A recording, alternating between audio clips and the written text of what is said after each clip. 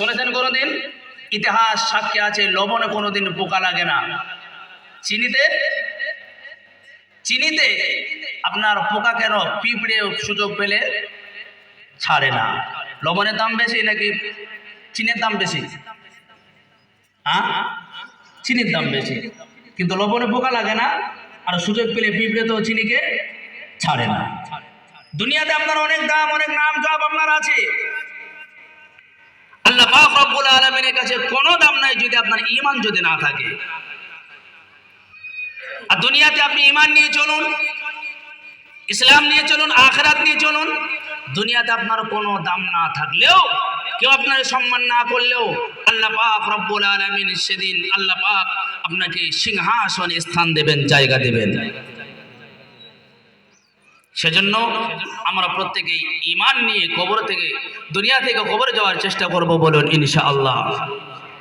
আল্লাহ পাক রব্বুল আলামিন বলেন, বান্দারা শোনো, ঈমান যদি সঙ্গে না নিয়ে আসতে পারো, ঈমান যদি সঙ্গে না নিয়ে তোমরা কবরে আসো, মনে রাখো, তুমি যদি নবীর সন্তান তুমি যদি হও, তবু তুমি জান্নাতে যেতে পারবে না। নবীর পিতাও যদি হও, জান্নাতে যেতে পারবে না। নবীর বিবিও যদি হও, জান্নাতে যেতে পারবে না। নবীর ভাইও যদি হও, তুমি জান্নাতে যেতে পারবে না। লক্ষ্য করে দেখুন, আমাদের জাতির পিতা হযরত ইব্রাহিম আলাইহিস সালাম, ইব্রাহিম আলাইহিস সালাম বিখ্যাত নবী। আল্লাহ পাক বলেন, মিল্লাতা আবিকুম ইব্রাহিম ওয়া সাম্মাকুমুল মুসলিমিন। এই জাতির পিতা হলেন হযরত ইব্রাহিম আলাইহিস সালাম। তিনার পিতার নাম কি? ইব্রাহিম আলাইহিস সালামের আব্বার নাম কি জানেন না কেউ? আজর। আজর নবীর পিতা। আজর নবীর পিতা হওয়া সত্ত্বেও কোথায় যাবে? জান্নাতে নাকি জাহান্নামে? একটু মুখ খুলুন, মুখ খুলুন, কোথায় যাবে? জাহান্নামে যেতে হবে।